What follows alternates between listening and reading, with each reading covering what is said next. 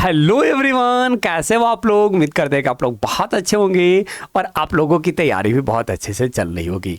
आप सभी विद्यार्थी का अपने इस यूट्यूब चैनल में स्वागत करते हैं, वेलकम करते हैं। आज हम लोग इकोनॉमी चैप्टर 2 का सेकंड पार्ट करने वाले हैं और इस पार्ट में क्या डिस्कस करने वाले हैं, सबसे पहले हम लोग चीज़ों को ओवरव्यू कर लेते हैं। देखिए, जो इकोनॉमिक एक्टिविटी है, इकोनॉमिक एक्टिविटी का क्लासिफिकेशन 3 बेसिस पर है। On the basis of nature, primary secondary tertiary sector है।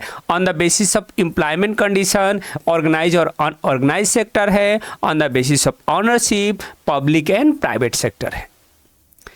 These are the classification of economic activity, जिसमें हम लोगों ने फर्स्ट क्लासिफिकेशन को इन डिटेल में डिस्कस कर लिया है। लास्ट के 2 क्लासिफिकेशन बचा हुआ है और इस पार्ट में इन दोनों क्लासिफिकेशन को बहुत ही अच्छे से डिस्कस करने वाले हैं। तो चलिए शुरू करते हैं। ये रहा हम लोगों का ऑर्गेनाइज्ड और अनऑर्गेनाइज्ड सेक्टर। इसके साथ साथ यहाँ पर रीजन भी बताए गए हैं कि ये जो क्लासिफिकेशन है, ये क्लासिफिकेशन वर्किंग कंडीशन के बेसिस पर है। जो लोग काम कर रहे हैं उनकी क्या वर्किंग कंडीशन है, किन परिस्थितियों में काम कर रहे हैं, उसके बेसिस पर वो सेक्टर या तो ऑर्गेनाइज्ड होगा या तो अनऑर्गेनाइज्ड होगा। ठीक है। अब इन दोनों सेक्टर के क्या फीचर्स हैं, फीचर को डिस्क्राइब करने से पहले आपके बुक में 2 पर्सन का वर्किंग कंडीशन दिया हुआ है। उन दोनों पर्सन का वर्किंग कंडीशन को ओवरव्यू कर लेते हैं। फर्स्ट जो पर्सन है, फर्स्ट पर्सन कांता है और सेकंड पर्सन कमल है। कांता के बारे में बोला गया कि कांता एक ऑफिस में काम करती हैं। सुबह 9:30 बजे ऑफिस जाती हैं और शाम को 5:30 बजे ऑफिस से आ जाती हैं। उनको हर एक महीने के एंड में सैलरी रेगुलरली मिल जाता है। जैसे ही महीना ख़त्म हुआ उनको सैलरी मिल गया। इसके साथ साथ उनको प्रोविडेंट फंड की भी फैसिलिटी है, मेडिकल फैसिलिटी है। इसके साथ साथ दूसरे अलाउंसेस भी मिलता है। उनको संडे के दिन ऑफिस जाने की ज़रूरत नहीं होता है और संडे को जो हॉलीडे है वो हॉलीडे पेड हॉलीडे है। पेड हॉलीडे कहने का मतलब ये है कि छुट्टी तो है लेकिन उसका पैसा कटने वाला नहीं है। इसके साथ साथ जब वो काम को ज्वाइन की थी तो उनको एक अपॉइंटमेंट मिला था और उस अपॉइंटमेंट में पूरे टर्म एंड कंडीशन को डिस्क्राइब किया गया था कि वर्किंग कंडीशन कैसा रहने वाला है। ठीक है, this is the working condition of Kanta. Now the second one that is Kamal. और जो कमल है वो कांता का ही क्या है, पड़ोसी है। कमल कांता का ही पड़ोसी है और कमल के बारे में बोला गया कि वो एक डेली वेज लेबरर है। वो एक डेली वेज लेबरर हैं जो पास के ही ग्रोसरी शॉप में काम करते हैं, मजदूरी करते हैं, है ना। पास के ही ग्रोसरी शॉप में मजदूरी करते हैं। वो सुबह शॉप में 7:30 बजे जाते हैं और शाम के 8 बजे घर लौटते हैं। जाते हैं कितने बजे, 7:30 में। आते हैं शाम में कितने बजे, 8 बजे आते हैं। इसके साथ साथ उनको कोई अलाउंसेस नहीं मिलता है, कोई प्रोविडेंट फंड की फैसिलिटी नहीं है, कोई मेडिकल फैसिलिटी नहीं है। इसके साथ साथ अगर किसी दिन वो काम पर नहीं जाते हैं तो उस दिन का पैसा भी उनको नहीं मिलेगा। किसी दिन काम पर नहीं गए तो उस दिन का पैसा उनको मिलने वाला नहीं है। इसके साथ साथ जब वो ज्वाइन किए थे उस काम को तब उनको कोई फॉर्मल लेटर नहीं दिया गया था जिस लेटर में वर्किंग कंडीशन को डिस्क्राइब किया गया हो। Okay, this is the working condition of Kamal. अब दोनों पर्सन के वर्किंग कंडीशन को हम लोगों ने जान लिया है। अब इसके बेसिस पर हम लोग देखते हैं कि जो कांता है, कांता ऑर्गेनाइज सेक्टर में काम कर रहे हैं या अनऑर्गेनाइज सेक्टर में काम कर रहे हैं। उसके बाद कमल को भी देखेंगे कि जो कमल हैं वो ऑर्गेनाइज सेक्टर में काम कर रहे हैं या अनऑर्गेनाइज सेक्टर में काम कर रहे हैं। सबसे पहले हम लोग फीचर को देख लेते हैं। ऑर्गेनाइज सेक्टर का क्या फीचर है, फर्स्ट बोला गया कि it covers those enterprises where terms of employment are regular. Organise sector में वैसे इंटरप्राइजेज आते हैं, वैसे कंपनी को रखा जाता है जहां पर टर्म्स ऑफ एम्प्लॉयमेंट बिल्कुल रेगुलर रहता है।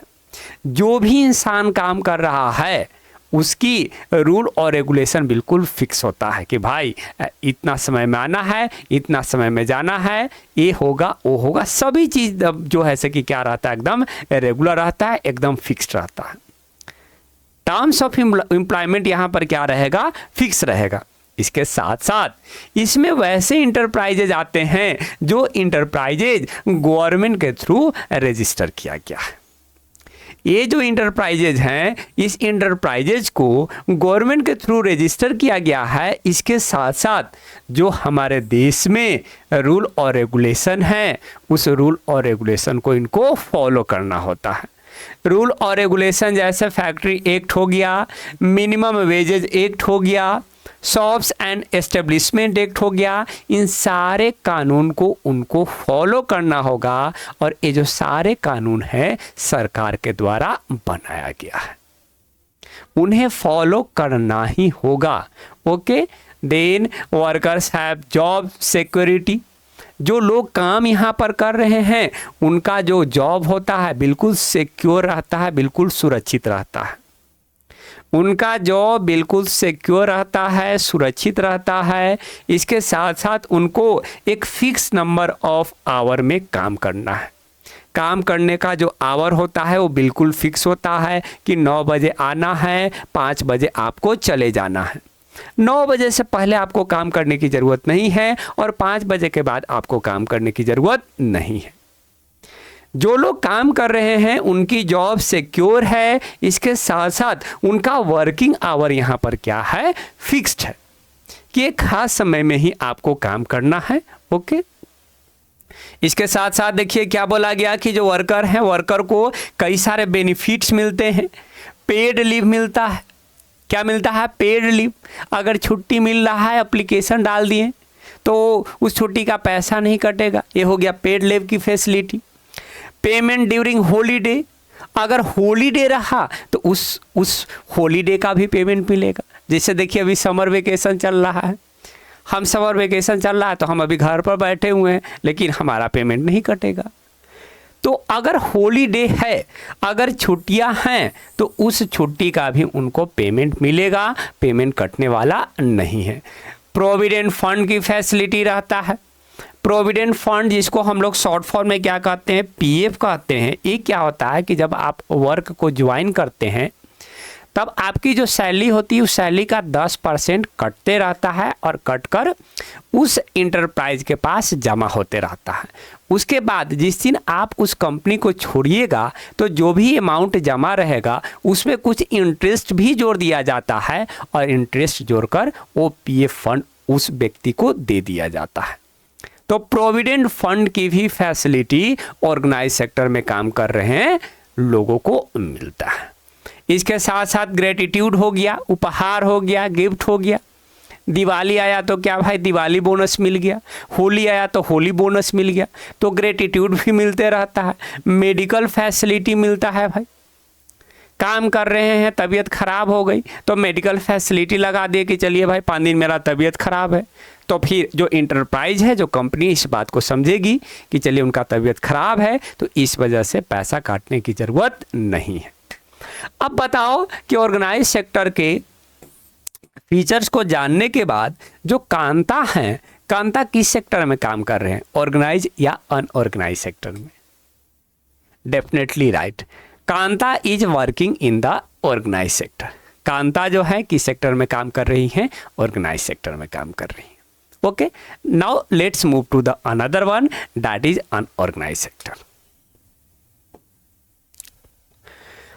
अनऑर्गेनाइज सेक्टर के बारे में देखिए क्या बोला गया कि this sector is characterise by a small and scatter units. छोटे छोटे और स्कैटर यूनिट्स होते हैं जो गवर्नमेंट के कंट्रोल से बिल्कुल बाहर होता है।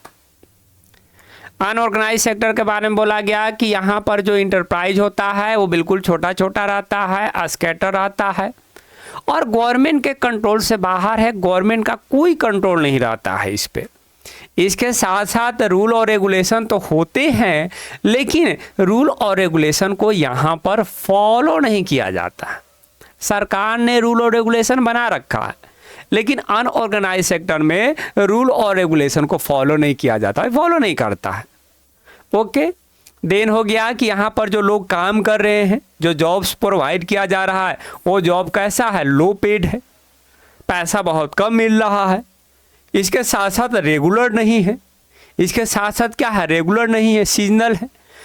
मान लीजिए कि उनका दुकान सही से नहीं चल रहा है, उनका कंपनी सही से नहीं चल रहा है, तो वैसे सिचुएशन में आपको कह देंगे कि आप जो है कि काम छोड़कर चले जाइए। तो यहाँ पर जो चीज़ें है वो चीज़ें रेगुलर नहीं है, ये रेगुलर नहीं है। उसके साथ साथ यहाँ पर कोई प्रोविज़न ओवर टाइम का नहीं है, ओवर टाइम का कोई प्रोविज़न नहीं है। पेड लीव नहीं मिलेगा, अगर छुट्टी कर रहे हैं तो छुट्टी का पैसा नहीं मिलेगा, छुट्टी का पैसा कट जाएगा। हॉलीडे का पैसा नहीं आपको मिलने वाला है, जो हॉलीडे है उस हॉलीडे का पैसा नहीं मिलेगा कि क्या भाई दिवाली में छुट्टी हो गया, 10 दिन का छुट्टी है, अगर कंपनी छुट्टी दे दिया है तो उस हॉलीडे का पैसा मजदूरों को मिलने वाला नहीं है।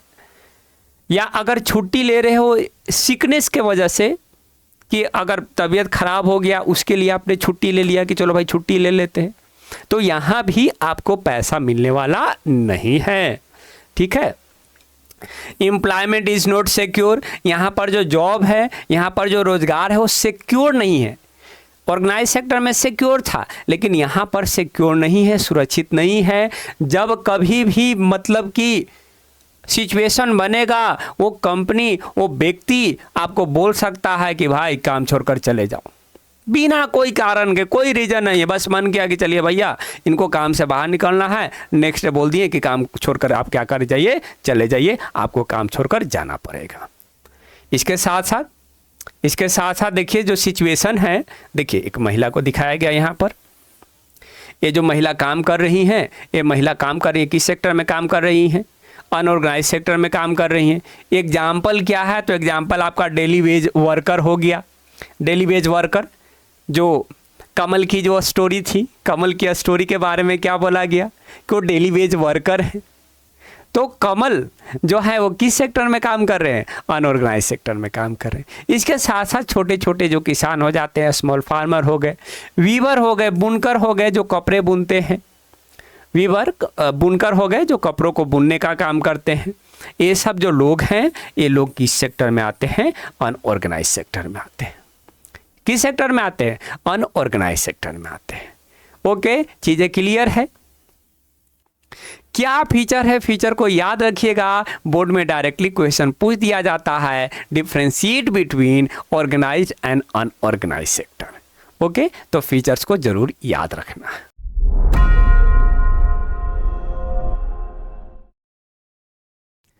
ऑर्गेनाइज और अनऑर्गेनाइज इस बात को क्लियर करता है कि अनऑर्गेनाइज सेक्टर में काम कर रहे मजदूरों की जो स्थिति है वो ठीक ठाक नहीं है, बल्कि बहुत ही बुरा है। और नेक्स्ट टॉपिक हमारा बुक में क्या है, how to protect workers in the unorganise sector. Unorganise sector में काम कर रहे मजदूरों को कैसे बचाया जाए। इसके साथ साथ यहाँ पर ये बात मेंशन किया गया कि ऑर्गेनाइज सेक्टर जिस तरह का जॉब ऑफर करता है, सभी लोग ऑर्गेनाइज सेक्टर में काम करना चाहते हैं, क्योंकि ऑर्गेनाइज सेक्टर में फैसिलिटी बहुत ज़्यादा होता है। लेकिन ऑर्गेनाइज सेक्टर में जो एम्प्लॉयमेंट अपॉर्चुनिटी है, एम्प्लॉयमेंट अपॉर्चुनिटी ज़्यादा नहीं होता है। लोग काम करना चाहते हैं ऑर्गेनाइज सेक्टर में, लेकिन एम्प्लॉयमेंट अपॉर्चुनिटी ही नहीं है। इसके साथ साथ यहाँ पर ये बात भी मेंशन किया गया कि हमारे देश में कई सारे ऑर्गेनाइज सेक्टर इंटरप्राइज ऐसे हैं जो अनऑर्गेनाइज तरीके से काम कर रहे हैं। ओ माय गॉड, है वो ऑर्गेनाइज सेक्टर इंटरप्राइज, लेकिन काम कैसे कर रहा है, अनऑर्गेनाइज तरीके से। क्यों कर रहा है भाई, ताकि मजदूरों को वो कम पैसा दे सके, इसके साथ साथ वो टैक्स से बच सके, सरकार को भी उसको कम टैक्स देना पड़े। और इस तरह से मजदूरों को फोर्स किया जा रहा है, मजबूर किया जा रहा है, ताकि वो अनऑर्गेनाइज सेक्टर में काम कर सके। और अनऑर्गेनाइज सेक्टर में काम करने जाते हैं तो उनका बहुत ज़्यादा एक्सप्लॉयटेशन होता है। और अनऑर्गेनाइज सेक्टर में जो मजदूर काम करते हैं उन पर तो शोषण होता है ना। पेड लो, पेमेंट भी बहुत कम मिलता है, मजदूरी कम है, काम दिन भर है और मजदूरी बहुत कम है। इरेगुलर जॉब ही रेगुलर नहीं है, कभी भी बाहर निकाला जा सकता है। फेस सोशल डिस्क्रिमिनेशन, सामाजिक भेदभाव भी उनको झेलना पड़ता है। समाज में कई सारे जो माने अच्छे परिवार के जो लोग होते हैं वो अपने बच्चों को मना करते हैं कि देखो भाई उस बच्चों के साथ मत खेलो, क्योंकि वो जो बच्चे हैं वो मजदूर के बच्चे हैं। तो ये क्या है? ये है सामाजिक भेदभाव। ये है सामाजिक भेदभाव जो उन मजदूरों को झेलना पड़ता है जो मजदूर कहाँ पर काम कर रहे हैं, अनऑर्गेनाइज सेक्टर में काम कर रहे हैं। सो दे नीड मोर वर्क। अब इसलिए उनको और काम की ज़रूरत है ताकि वो अपने इनकम को बढ़ा सके। इसके साथ साथ उनको प्रॉपर प्रोटेक्शन की ज़रूरत है और प्रॉपर सपोर्ट की ज़रूरत है। इसके साथ साथ उनको प्रॉपर प्रोटेक्शन और प्रॉपर सपोर्ट की ज़रूरत है। ठीक है। And here it is said कि they can be protected and supported in the following ways. उनको इस तरह से प्रोटेक्ट और सपोर्ट किया जा सकता है। These are the ways by using that one they can be protected and supported. What are that ways? तो first one here it is said कि इन द रूरल एरिया, जो ग्रामीण क्षेत्र हैं, ग्रामीण क्षेत्र में किसानों को सपोर्ट किया जा सकता है। कैसे सपोर्ट किया जा सकता है? उनको फैसिलिटी दिया जाए। भाई किस तरह की फैसिलिटी दिया जाए? तो फैसिलिटी इस तरह का दिया जाए कि एकदम टाइमली सीड्स को डिलीवर कर दिया जाए। भाई जब खेती करने का समय आए तो एकदम जैसे ही समय आए वैसे ही उनको बीज दे दिया जाए, सीड्स दे दिया जाए, ताकि वो सीड्स को क्या कर सके, बो सके, खेती कर सके अच्छे से।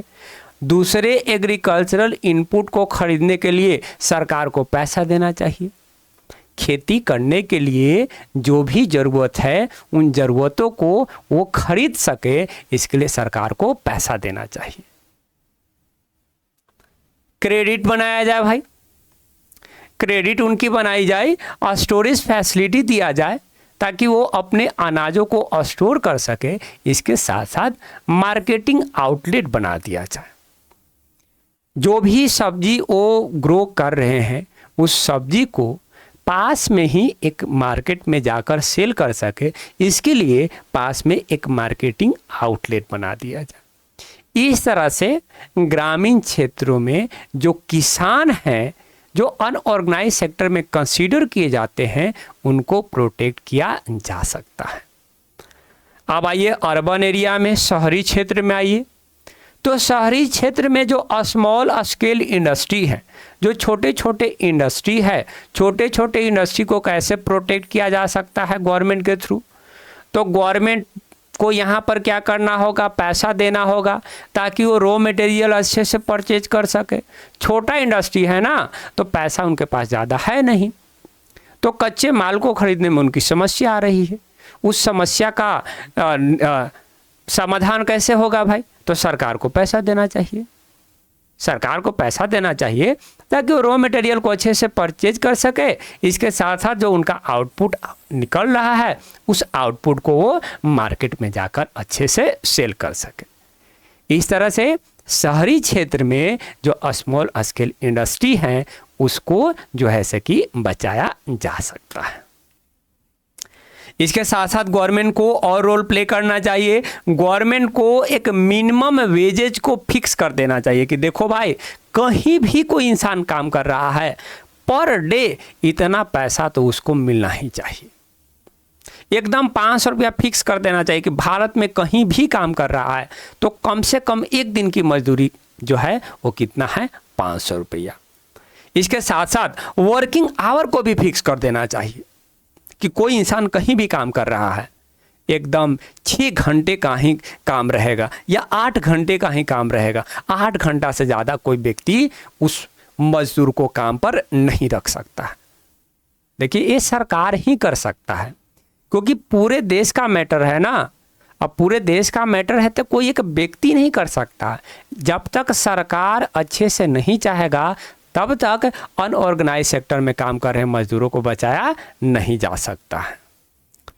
Government should enact new loss, government को और नए कानून बनाना चाहिए, ओवर टाइम पर नए कानून बनाना चाहिए, सैलरी रेंज पर नए कानून बनाना चाहिए, ताकि इन मजदूरों को क्या किया जाए, प्रोटेक्ट किया जाए, बचाया जाए। Okay, that's it, these are the ways. Okay, यहाँ तक चीज़ें क्लियर है ना।